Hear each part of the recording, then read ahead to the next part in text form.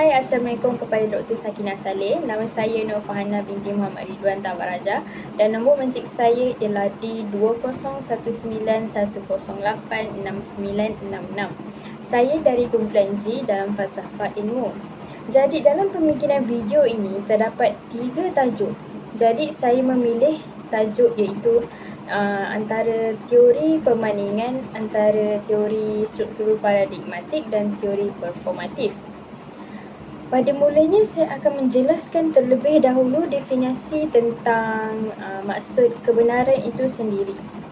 Kebenaran menurut Aristoteles adalah soal kesesuaian antara apa yang diklaim sebagai diketahui dengan kenyataan yang sebenarnya.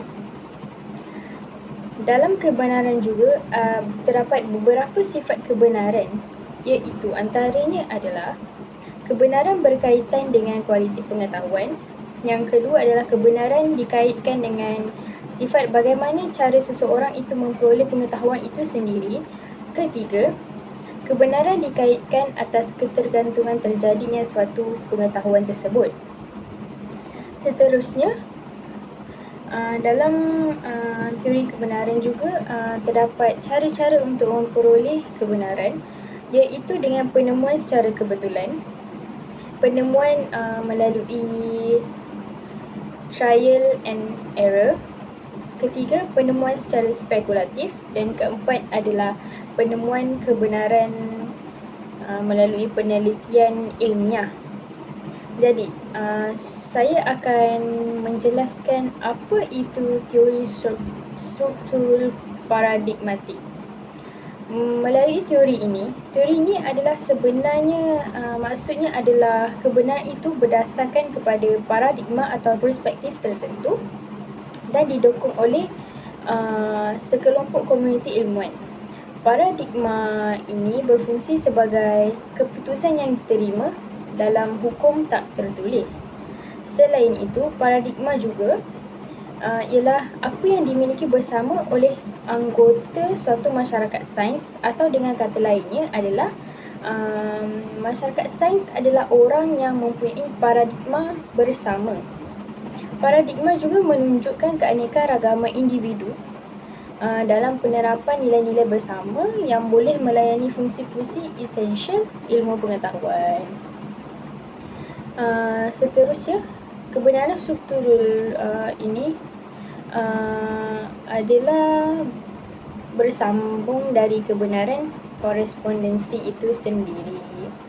Jadi seterusnya, teori performatif pula berbezanya adalah teori ini kebenaran keputusan itu bergantung kepada keputusan pemegang autoriti tertentu. Kebenaran performatif ini membawa kepada kehidupan sosial yang rukun, tertib, berperaturan dan stabil. Contoh dalam teori performatif ini yang boleh saya bagi adalah kita ambil isu di Malaysia. Seperti jika kita hendak menyambut Hari Raya Aidilfitri, sudah tentu kita akan melihat kaca TV daripada menunggu keputusan dari pemerintah negara kita sendiri sama ada tarikh Hari Raya Aidilfitri itu adalah hari ini ataupun esoknya. Berbeza pula dengan negara lain. Tarikh hari rayanya ataupun dari segi solat kita boleh cakap pun mereka mengikut kepada fatwa yang mereka pegang di negara mereka masing-masing. Itu adalah contoh yang kita boleh faham melalui teori performatif ini. Dalam teori performatif ini juga terdapat beberapa kelemahan yang kita boleh lihat. Kelemahannya adalah di antaranya ialah masyarakat menjadi kurang inisiatif dan inovatif kerana sudah terbiasa mengikuti kebenaran yang telah ditetapkan oleh negara itu sendiri. Yang keduanya, teori ini tidak mendidik masyarakat untuk berfikir secara kritis dan rasional kerana bergantung kepada keputusan pemerintah itu sendiri. Pemikiran mereka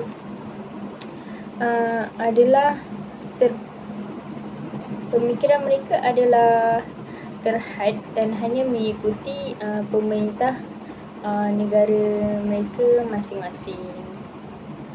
Seterusnya, teori performatif ini juga menjelaskan suatu penyataan yang dianggap benar jika ia menciptakan suatu realiti.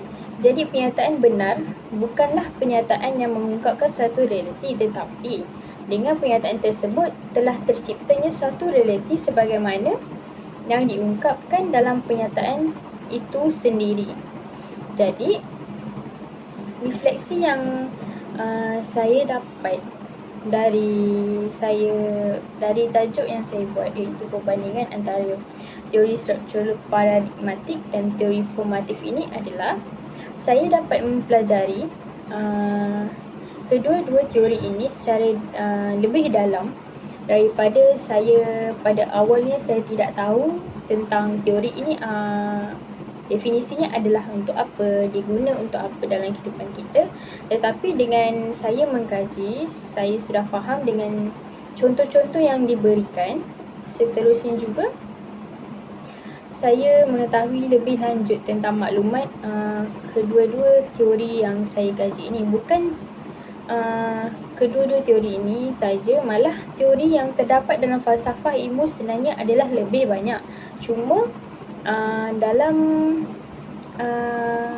video ini saja saya lebih tertumpu kepada dua teori ini, iaitu teori struktural paradigmatik dan teori performatif.